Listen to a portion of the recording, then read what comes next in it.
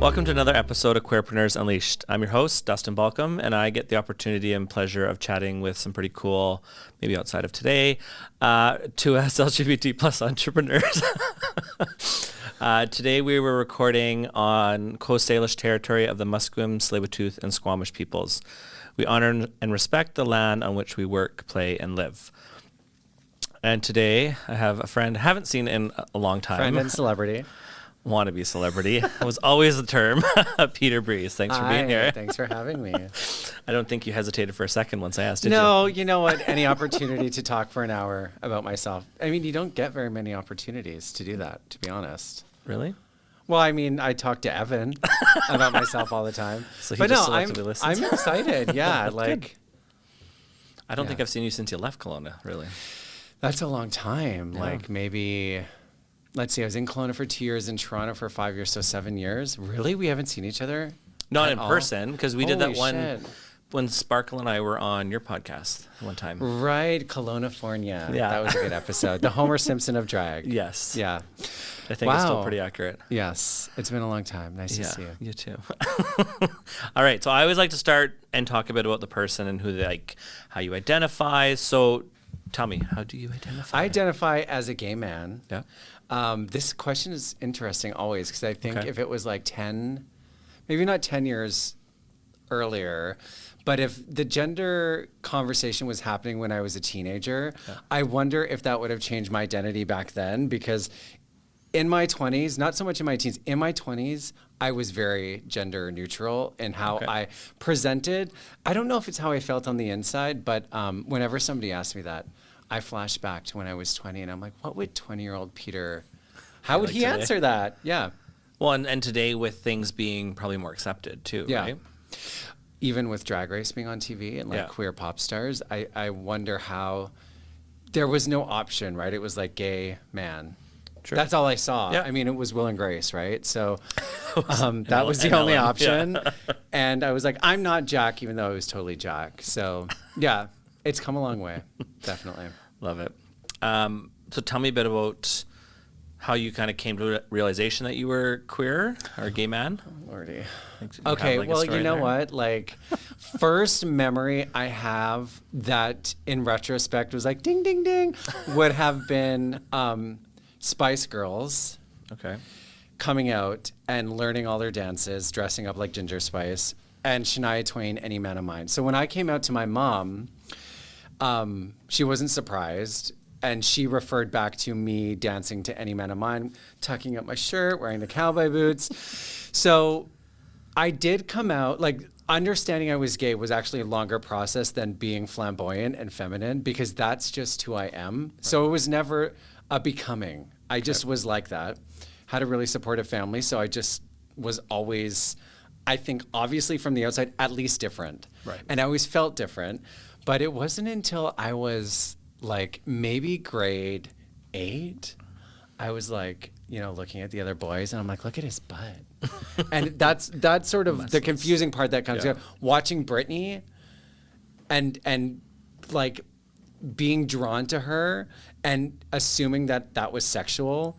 But then when you compared it to how I was thinking about, like, I don't know, Jonathan Taylor Thomas, you remember him? He was like on Home Improvement, yes. right? And I had his poster on my wall and I'm like, I just think he's cool. But in retrospect, I think it was more physical attraction. Yeah. So it was a slow, the sexual part I didn't quite grasp right away. And so you mentioned you came out about coming out to your mom. How old were you when you came out? I came out twice. Oh. I know. I came out once in grade 10 because I was always teased for being gay. Truly in my heart, I did soul searching and I was like, I'm not gay. I am not attracted to men. Okay. I joined Callaway Live, which was performing arts. It's Callaway Park is the theme Calgary. Park outside of where I'm from. That's what I was thinking when I heard that. I like to say it's the Mickey Mouse Club of Calgary. Dancing and singing all summer, rehearsing all during the school year. Sorry, I'm just going back to wannabe celebrity. Yeah, I will compare myself to Britney often, Yeah. and same as Madonna, and maybe Paris, maybe Courtney Love. Wannabe celebrity. Yes, that's the theme me. of this podcast. You have to believe it. If you don't believe it, nobody else will. Manifest. So, manifest destiny. So that was when I was in Callaway Lives. The first time I was around a gay person. His name was Leland, and I remember just being, I guess, awestruck that there was somebody my age who was out of the closet. And at that point, around that, he asked me to be his boyfriend on ICQ. Remember the little chat? And I came out as bisexual without really understanding what it meant, but because I was in a supportive community for the first time. Mm-hmm. And then I went back into the closet after that because I got a few girlfriends that I really liked. And I felt I must be attracted to both, and maybe still am, not have fully explored the straight side. Right. So when I came out for real, it was end of high school because I had a boyfriend. And I remember when I kissed him the first time, it was like, oh my God, this is what was missing with the girls, right? I liked the girls, but when I kissed the boy, I was like, oh, this is like, you can't even compare. And when I came out the second time, it was definitely more emotional. I remember crying, talking to my mom, talking to my like best friends. Nobody was surprised. But when you really realize that, it's a big thing, regardless of how flamboyant you might be and how you might be perceived. Because you are like, fuck, the rest of my life, like this is going to dictate a lot of what happens to me. So high school, I guess it was like an in and out journey. Yeah. There's something newer I've added in some of the more recent podcasts, but what's something that might be unique about you that most people won't know? I mean, I feel like you're a pretty open book. Yeah, that I am actually calm behind closed doors. I don't know. Let's see. We're not supposed to lie. I know. What is something that people might not know about me? I mean, I've always come across as a really confident person, but I've had pretty crippling anxiety and insecurity, and I think that's why my persona was always over the top. So when people say to me, especially back when I was in the club, you're so confident. And some guys that I've reconnected with now that I'm here in Vancouver, like, you were so shameless about who you were. And it was so inspiring because, you know, they were coming into their own, on their own time, in their own way. But when I look back, I'm like, I was just scared. And that was my defense mechanism, to be like over the top. So people may be surprised to hear that about me. I'm also really spiritual, but if you listen to my podcast, you would know that. Right. Which I find it hard to find other gay men who are interested in that, because I think we've been ostracized by religion, but that doesn't have to be spirituality. So I have two questions from that. Okay. What would you know me pretty well. What would you say is something that when you were getting to know me, you were surprised by? Fuck, that was like during my drinking years. I don't remember those. That was only last week, honey. No, year. I told you that, you fucker. I know. So I want to talk on the anxiety piece. Yeah. How, like, what have you done to overcome that? I still have it. So what do you do to overcome it? Yeah, what do I do to overcome it? So meditation is huge. I meditate every single morning. Okay. Every single morning for 20 minutes. When I'm feeling extremely overwhelmed, I do multiple meditations a day. So that sets the tone. It doesn't cure anxiety, but what it does is it creates a buffer between like a trigger and then me spiraling. That's really helpful. Not drinking or doing drugs is like a huge game changer. Yeah. And medication. Oh. Yeah. There you also go. Sometimes that's what you need, right? Yeah, because I feel like too, the acceptance of like anxiety, sometimes your brain is just like that. It might not be all environmental. You may have been born with a brain that is more prone to anxiety or depression, and it's okay to fix that with a pill or like help.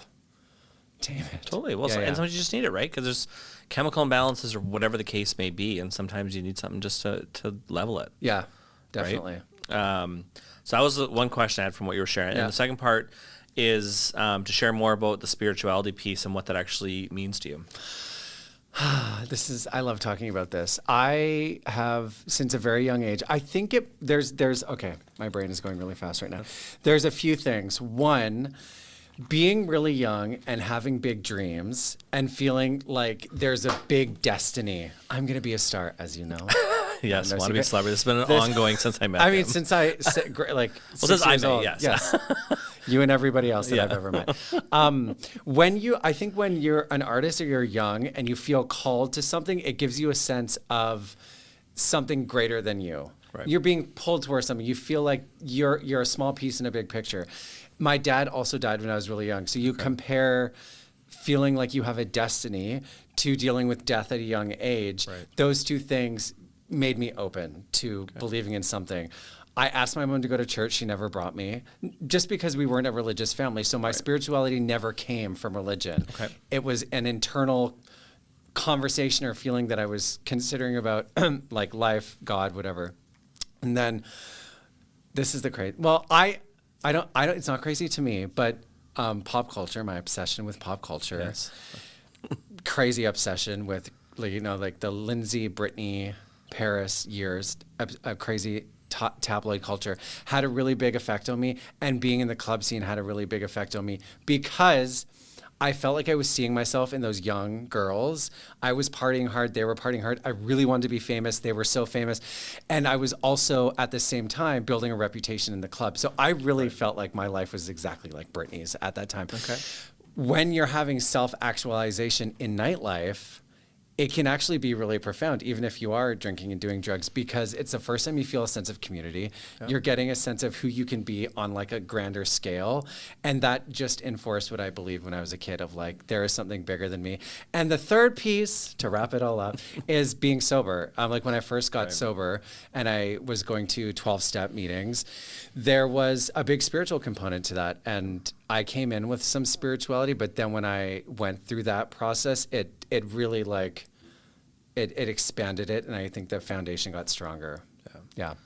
And so if someone is confusing religion and spirituality, because they can, as you mentioned, can be different, how would you define that? Religion is man-made, Okay. and spirituality is something that is natural inside of you. So you can wake up every day and do exercises. You can do push-ups, you can go for walks, and that's a natural way to get exercise. Right. Or you can go to the gym and you can pay for a trainer to tell you what to eat, how to work out, and how to change your life. So religion can be powerful for some people, but I don't trust fully anything that's completely man-made. And I think religion ultimately is a tool to control people, ultimately. So Basically a cult. Yeah, exactly. When I watch those true crime documentaries about the cults, I'm like, what is the difference? Yeah, there's like trigger warning, like sexual misconduct, like corrupted white men, basically, taking advantage of people who are vulnerable, either financially, socio and economically, or like emotionally. Big words are really hard. Smart. Yeah, it's the same. Like. Okay. Yeah, so that's the difference. Something naturally inside of you versus an institution. Okay, yeah. Fair enough. I like that. Thank you. It's a good way to do it. I think this is actually the first time that we've really broached into spirituality, religion in the podcast. Because, so it's you good. like the one thing that a lot of queer folks have to overcome if they feel called to spirituality is religion, because you are at such a young age made to feel like there is no place for you. So if you are like me and you're young and you feel like maybe there is a God, or maybe there is something after you die, or maybe there is like a universal power, you have to find your people yourself, and you have to define it for yourself. So yeah, fuck religion. That's just a nice ending to it. Fuck religion. That'll be the There's slogan nothing against for episode. it. Some of my best friends are Christians, but that's just my feeling about it. Yeah. I love it. How do you balance your personal identity and your professional persona? I don't think they're that different. No. I mean, I, from a young age, leveraged being gay to get opportunity, create opportunity. When I was coming out, the flamboyant gay guy was very much an accessory in pop culture. Everybody wanted to have a gay best friend, take you shopping, do your hair. So I leaned into that, and I got jobs. And again, like going back to my persona being my defense mechanism, if you can push for me, when I sort of wore my sexuality on my sleeve, it actually opened doors for me. And I think maybe because people were uncomfortable and didn't know what to do, so they just kept saying yes. But I think now, like in my late 30s, I definitely am more aware of boundaries and maybe don't share everything right away. Be an open book and like being authentic, but not everybody needs to know every detail. So I think professionally, I just try and, keep more balance and boundaries, I would say. Yeah, just don't barf it out all at once. Exactly. Kind of thing. Yeah. Find Don't that need to do balance. that. Hold your cards close to your chest sometimes. Well, and it's hard sometimes too, when you work with people that you know and friends and all that, like how to find that balance sometimes. Yeah, right. For sure. So, all right. So now I want to talk a bit more on the entrepreneurial side of things. Yes. So I know you wear a few hats, and I mean that's how we became friends was organizing events back in Kelowna. Yes. And then you fucked off and left for Toronto. See ya. Yeah. See ya. Sorry about that. But Peak Pride's still going. It is. Thanks to me. Oh, right. Thanks to you. So anyway, tell us all about what you do. Yeah, so I do a few things. All of them are like the hub is still like it always goes back to my obsession with pop culture. So talent management, being a booking agent for drag queens and other artists, doing my own podcast, throwing events. It always comes back to me trying to inject myself into that world. Wannabe celebrity. Exactly. That's what you can call. That's my new podcast. Wannabe celebrity. Yeah. So my current, and I think like being entrepreneurial, you probably find this too, looking back on your projects, they're probably all anchored in something similar, like maybe being a project manager or a producer. We have those natural skills that we cultivate as entrepreneurs, and mine was always being a connector, bringing people together, being creative. Building community. Yes, being a part of the community. And most recently has been working with, I say famous drag queens, because they're from Drag Race. Yeah. It's my first exposure to real celebrities. I love it. It's stressful. But yeah, that's my most recent talent, being a talent agent. I know we talked about a bit before, and we're not going to highlight because you do have a day job as well outside of this. And I think, there's many of us who are out there who are in our entrepreneurial journeys who do still have a day job, because sometimes you got to supplement income, right? Because it doesn't always come quickly. No, this is actually, when I was driving here, I was thinking about our time together in Kelowna. That was actually one of the most insecure I've ever been in my life, because I was 100% making my own money, and I was a talent agent, and I was doing events with you, and I felt like I could not fucking make money, and I felt like everybody around me had so much money. There was those guys who lived on Knox Mountain, and they had like a house that looked like the White House, and I'm like, how do they afford this? It just seems so mind-boggling that people didn't live paycheck to paycheck, and it was hard. Like getting a day job was one of the hardest things I ever had to do, because as an entrepreneur and a creative, if you have a vision, it just feels like everything should line up. Like if it feels so real, why is it this hard? So now I know that with a day job, I can actually bring a lot more to my creative endeavors, because I don't have the financial stress. Right. And it's made it a lot more enjoyable again. Yeah, it's not just about the dollar bill at the end. Yes, which it has to be. Yeah. Yep, exactly. It's good. The balance. Yeah, absolutely.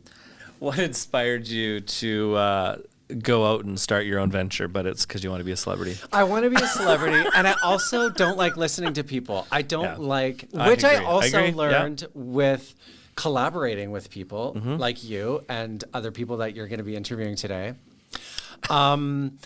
There is a lot of compromise that comes with being an entrepreneur too, because if somebody's giving you money, that is a certain kind of relationship. So yes, wanting to be successful, get attention, blah, blah, blah, but also just ownership over your life, right? Carving your own path. It's true. What do you think has been your biggest challenge of being an entrepreneur so far? The money, the money stress, and just equating being able to pay your bills, save money, go on vacations, buy clothes, go out for dinner with success. Because it's easy to quit your first day job and take that leap and rose-colored glasses and everything's going to work out. And then when it doesn't, and it doesn't again, and it doesn't again and again, you just, it sucks the life out of you. And when you're a creative person, it's not enjoyable. There is literally no point. So that has been the biggest obstacle. And then failure, like just perceiving myself as not successful because I'm not a pop star or because I'm not a millionaire. That comparing myself to other people has been really hard. So how do you work through that sense of failure sometimes? I had to completely we talked about this a little bit before we started recording. I had to move to Toronto because Evan got sick. Right. And we lived with his parents. I left everything I knew, all of my connections, all of my projects, all of my people like you behind. And I was forced to take a new direction. Right. And I got a job at a hotel doing weddings. And then I was doing different sales jobs. And that process of like letting go of the person I thought I was going to be for like quote unquote day jobs actually alleviated a lot of stress. I'm like, oh my God, who cares? Who cares if I have a day job? Yeah. Yeah. So that has made it easier for me to just brush off the insecurity. Not that it's not still there, but. Well, and it happens, right? Like you're an entrepreneur, you got to do what you got to do to pay your bills and right, and hustle, and whether it be a day job or take a contract you might not love or any number of things, right? So our work, very long days and nonstop. Actually, you're never off. No, really, you're not. If you're an entrepreneur, you're never off. You really aren't. In your years of being an entrepreneur in the different ways that you have you ever experienced discrimination or biases for being queer? I think I got pigeonholed because I was very much one thing. In Vancouver is when my entrepreneurial endeavor spirit muscles started to come out, and everything was about drag queens and parties and performing. And a lot of opportunity came my way, a lot of really cool opportunities. But whenever I tried to like do something I would say more serious or more practical, it didn't really work. And I felt the only thing people wanted was crazy party, drag queens, Peter fucked up, which I didn't mind back then. So I think I don't remember any discrimination actually. But that's a bias, being pigeonholed in a certain way. Yeah. I think though, because I really leaned into my sexuality as a brand in order to collaborate with me, that was like, you couldn't really get around it. So maybe that's why. Okay, that's fair. We've talked about some of the challenges. Now I want to talk a bit more on the success side. So do you have a situation in the journey where it like really stands out as a success or achievement for you? Oh my God. Wow. Okay. Let me think. Being an entrepreneur and also creative can be competing because creative ideas aren't necessarily marketable and don't necessarily make you money, which I've learned time and time again. A cool idea is a cool idea, but people aren't going to pay to come and see it necessarily. 2 times in my life, my vision and my instinct paid off big. One, I was at the Rio Theater here in Toronto, and they do a shadow cast for Rocky Horror Picture Show. Okay. And I went. I loved the concept. Didn't really like the movie, but as I was watching it, I was trying to think of something that could replicate that formula, which is basically a movie with live performances in front of the movie. Okay. I was like obsessed instantly, and I thought of Spice World. And I'm like, I love the Spice Girls. What if we got drag queens to do Spice Girls? Spice World. I contacted the owner of the Rio, Corrine. Amazing. You should talk to her, actually. Good friend of mine still. She loved the idea. We did it. It sold out like multiple nights. We ended up touring around Texas to different theaters. Texas. I know. Drag queens in Texas. But it's more just like Vancouver to Texas. Like I know. But it's because there was a chain of theaters there that were similar to the Rio that got it. That was really exciting. Yeah. The second was there was a new club on Davie. Oh, it wasn't a new club. Oasis Ultra Lounge, which was above Denny's, was having a hard time. They kept rebranding, new owners. I remember that, yeah. Yeah, one of the new owners reached out to me to come in and do events. And I thought of doing a celebrity-themed party. So this hadn't really been done yet. And me and Jason Parker did some underground parties that were really successful called DUI. But the one that I came up with completely on my own was Club La Lohan. And it was based on Lindsay Lohan. Definitely bad girl vibes. Yeah. I don't know if I would like celebrate that behavior now. But it went, I guess it was Facebook only because there was no Instagram, but it went viral in a way that everybody was changing their profile pictures to themselves in our virtual burn book based on Mean Girls. And it was like hundreds and hundreds of people came and lined up around the block. Yeah. Again, vision to like financial success. That doesn't happen all the time. No, doesn't. And then third, like working with, I had stopped being a talent agent for a while. And I got a call out of the blue in Toronto from my friend Steve, who is Brooklyn Heights manager. Right. And he was looking for somebody to be a booking agent for drag queens from Drag Race, other people on his roster like Priyanka. And that I felt was like the fruits of my labor 10 years ago, where an opportunity came my way that was actually financially lucrative that I actually didn't pursue, but because of the legwork I did 10 years ago. So if you are an entrepreneur, you don't really know what the work you're doing now, if it's not paying off, will come full 100%, circle. Yeah. That's literally, I had a contract that, well, the contract hasn't come through. We've submitted the application, but a group reached out for me to facilitate a program that's like a 2-year contract and would be, in essence, the largest contract ever. So Yes. I should know this week or next week, ideally, if they're getting the funding, but it might not be till the month. Who knows? You're always waiting, that's right? exciting. So Pays off, but you're right? right. Yeah, it's all the hard work that sometimes you don't see. You don't see the end of the tunnel, Yeah. really, right? You just feel like you're just grinding and grinding and grinding, and then something you say it falls in your lap, but it's really you've been working towards this. You just don't always know you're working towards Exactly. it. Right? Don't give up. That's the other thing is like you never know how close you are to like Agreed. the payoff. It's Yeah. hard, but I know, it's 'cause- easy for us to say like 10, 15 years, 20 years Totally. in. Yeah. Yeah, because actually that's a good point. So never give up. When you're in those situations where you feel like you want to give up, how do you keep pushing through? I've given up a lot of times. Like I've been like, fuck it, I don't want to do it. But I've accepted that my creativity comes in waves. So Okay. it's okay if I'm like silent for however long I need to be and then come back. But for me, the vision and the drive is a part of who it's in my DNA. I could never stop. I would die. Yeah. I would just like, I would cease to exist. So for me, it is not a choice. And I think practically, like with a project, if it's not getting where you want it, it's okay to just stop and start again or like change and give up. Like put it away and say you tried and then turn your focus on something else. Wasn't that the definition of insanity? Just to keep doing the same thing over and over again, expect different results? Yes. So sometimes you need to take a step back and relook at things or try something different or whatever. And that might be quitting, as you said, or just stopping what you're doing before you restart. So, I mean, the fact that you've come back to talent agent as well, or booking agent, shows that, you can take a break on things and still come back to it. Yeah, and once you fucking get those, once you much get fun. those skills, right? Like, I don't fucking care. yeah. So obviously, I think a lot of what you've done, especially on the event side, has been queer focused. Uh-huh. But how do you maintain authenticity in that when you're obviously probably gearing more towards the queer community? Huh? Well, a lot of, maybe this question is not as relevant to you, but there's usually, because I think a lot of people I've talked with, they're not necessarily in a particular queer industry, right? Like we organize events for queer people. Right. And so, when you're marketing, doing promotion towards the queer community, how do you maintain like so that authenticity? they know it's a queer person behind it? Yeah, and it's not just Okay. pink washing, I guess, in a sense, right? Oh, that's a really good question. And actually really interesting with what I do now because RuPaul's Drag Race has turned into such a commodity that this is really timely actually.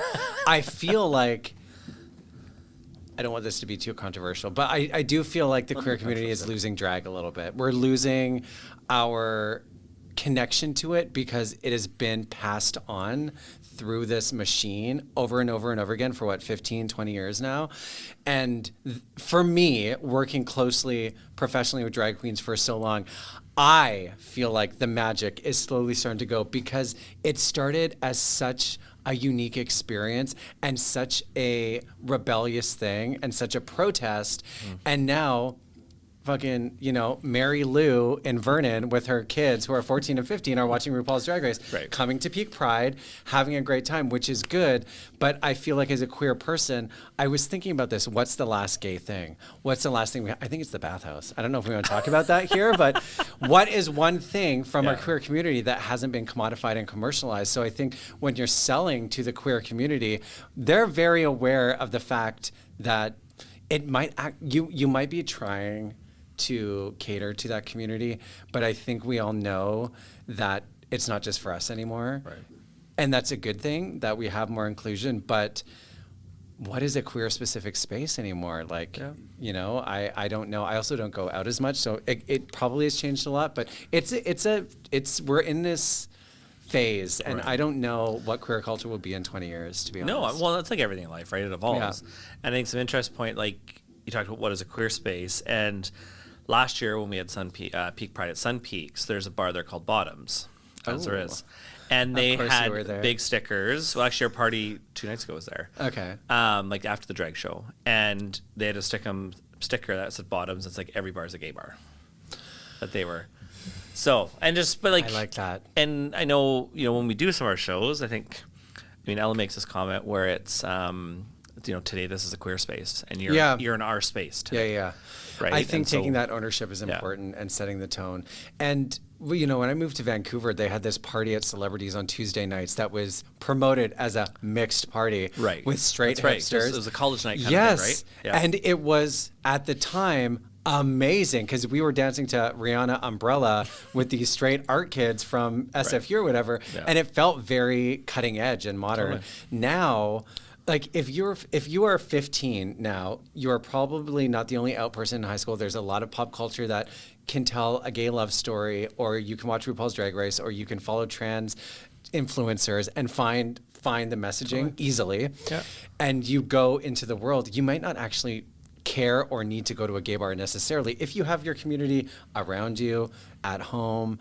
Whereas you and I, we needed to find it. Like you couldn't just go to the cowboy bar and be safe. God, no, not at that time in Kelowna when we started those events. Absolutely not. Yeah. And I think another thing that I've found interesting with culture, and drag's obviously a big part of what we do, but the comment was made this weekend when we were at Sun Peaks after our show on Saturday night, the Wipeout Drag Show.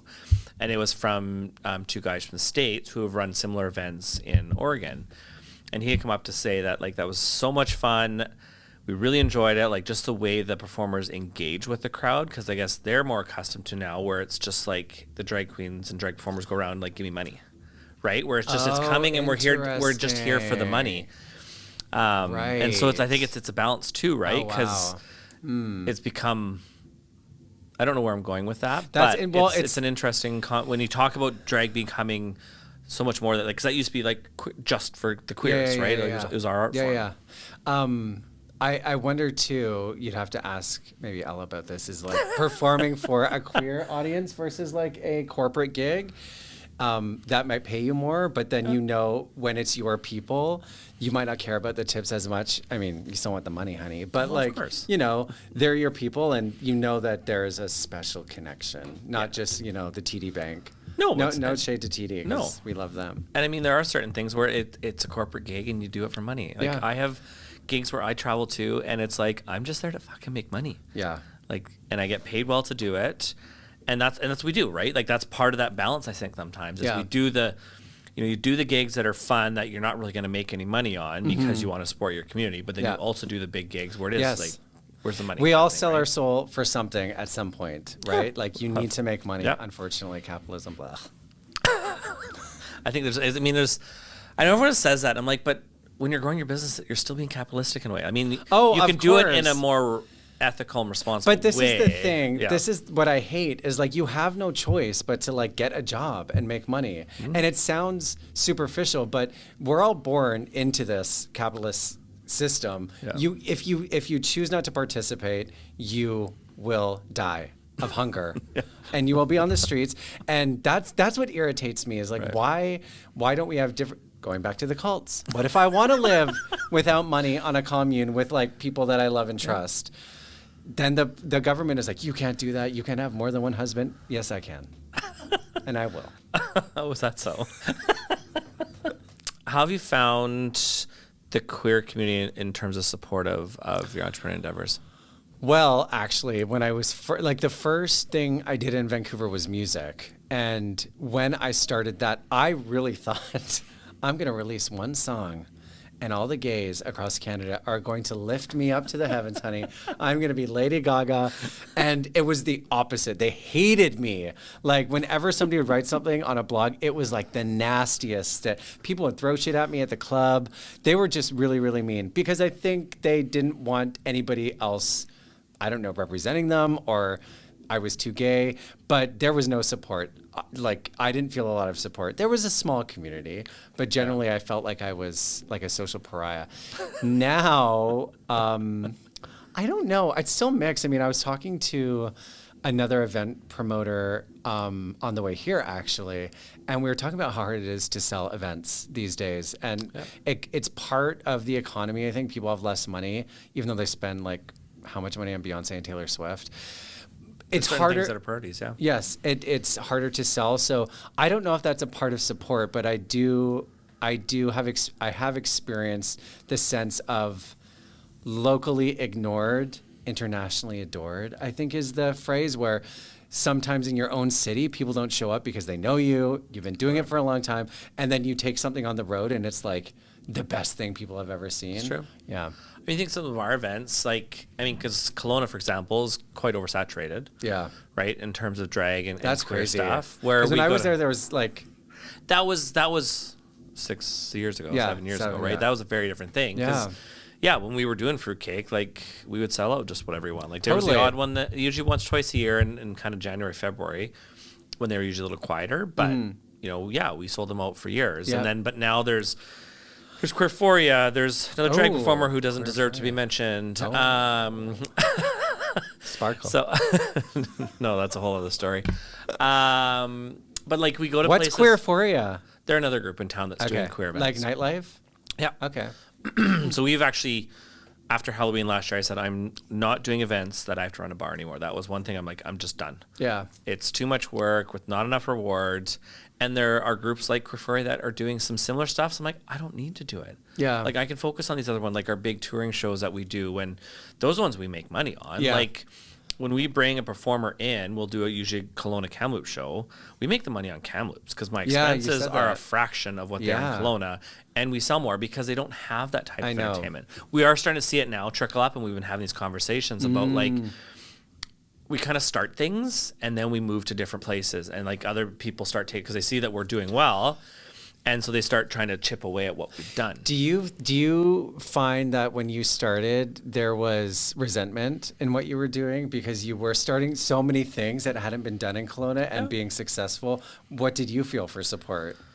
I think overall we were supporting what we did because like at the beginning, but there are always are people who are resentful, and they're like, well, you're not paying us enough, we're not doing this. Like, but people understand the back end of what things cost and all of that. I think that's probably more the challenge at that point. It is. To throw parties, especially when you start talking about fucking insurance, let me tell you. Oh yeah. But I want to talk a little more on challenges. Okay. And this one specific to, do you feel that being a queer or a gay entrepreneur is more challenging than being a straight entrepreneur, and why? First of all, I'm white and I'm a man, and I do like look back, especially one of my best friends, Jem, who you've had on the show. When we compare life Not stories, on this show, a different show. show that you all know. When I compare journeys with people who are different identifying than me, it's very different. Yeah. And I've already said that I think like, oh yeah, I just leaned into being gay and all the doors flew open. That's a privilege, and I even like. Is it more challenging for me than a straight person? I don't know, because I haven't lived their shoes. But I also think that like a sense of confidence and ownership over who you are makes it easier to create opportunity. But in order to have that confidence and self-actualization, you need to be supported and loved from a really young age and not feel othered. Right. So it's definitely easier for straight people because the world is catered to them. But I think queer people can still take advantage of opportunities by owning who they are and not letting it stand in their way. Well, and part of the reason I ask them these questions like this is to show that no matter what your upbringing is, there are ways to be successful. Yes. It's going to look different to everyone, and what success looks like is going to be different for everyone. Yes. Okay, so on that success front, what does success in business look like to you? Oh, gosh. I mean, it's hard to take money out of business. Yeah. For me now, I feel successful if I wake up and I'm not dying of anxiety, basically. And I feel like I actually go through my priority list often in my head. Is like number one is health, and that includes spiritual, physical, emotional health. first, then it's my relationship with Evan and the people that I love, and then it's my job. Okay. Whereas before, I think it was opposite, and that trickles down. So if you lose your health, you have fucking nothing. Money does not matter.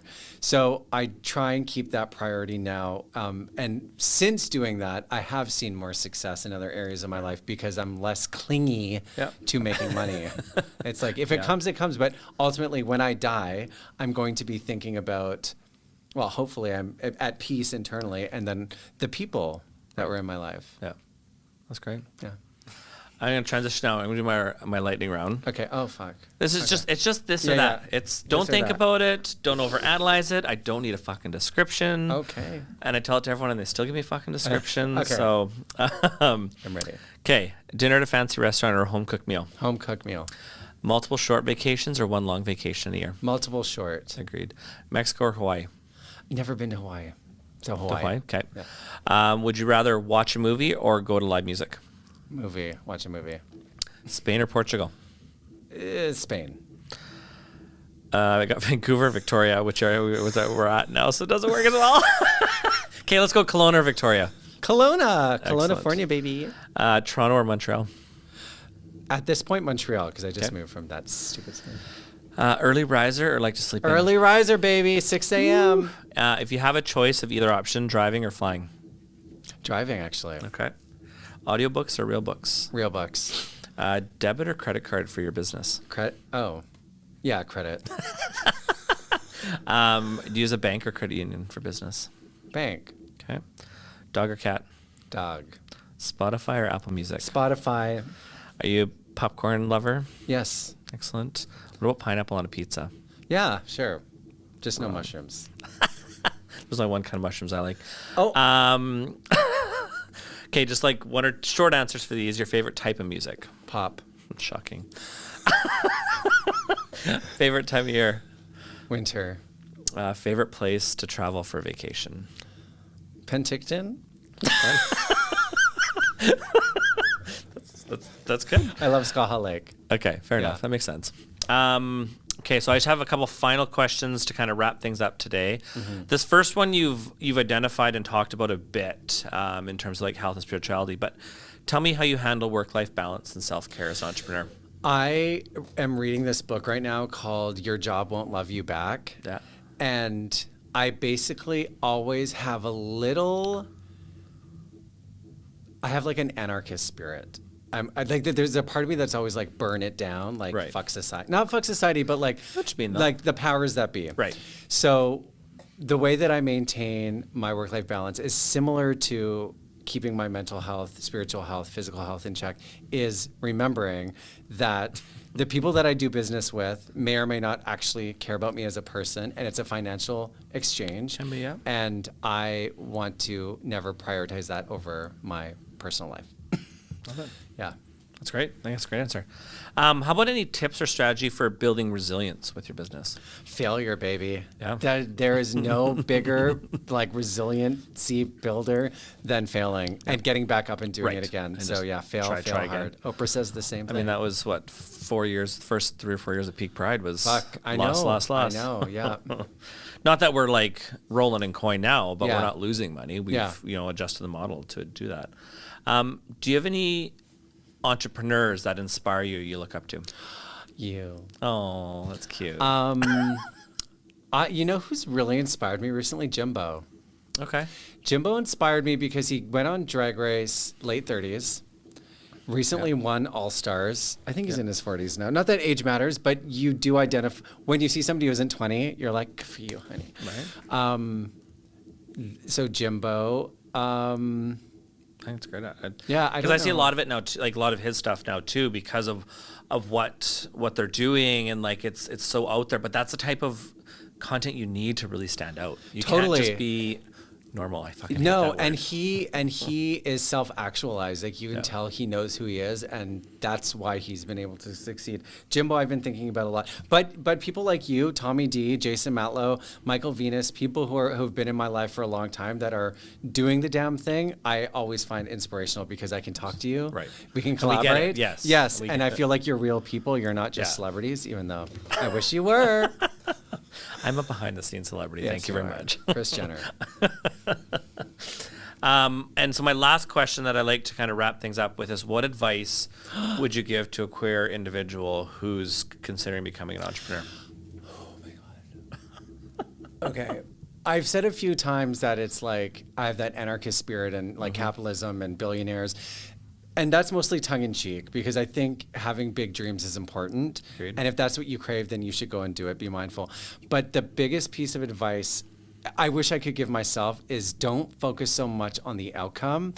Really put one foot in front of the other and make sure every step of the way you're doing everything you can to build that vision and not letting it deviate you, because you can't control the future, but you can control what you're doing right now. Agreed. One foot in front of the other. Yeah. And pay me. So really, that's just start, right? Just start and keep going. And it's okay to change, but like Totally. don't get so caught up in like the success. It will come or it won't. But you just gotta keep trying. Well, like, you're right. Some things aren't going to be successful. They're going to be a failure, but you got to learn. Yeah. Right? So, awesome. Well, thanks for being on the podcast. Thank you, Dustyn. I appreciate it. Yes. Yeah, I know. Many more things to come. Yes, right? for sure. Am I the most famous person that's been on your show? Tell me the truth. Are we talking about like Hello. Instagram followers or? No. People know me. Hey, I'm blurry. I don't know why I just started doing that. It's because I think I went forward. No, I think it's the batteries cutting out. So anyway, thank you for Thank being on the you. podcast. Thank you for tuning Anytime. in. I'll be back next I've week. I've heard that a few times from people. I want to come back now. Thanks for tuning in to Queerpreneurs Unleashed. We'll see you next time. That was fun.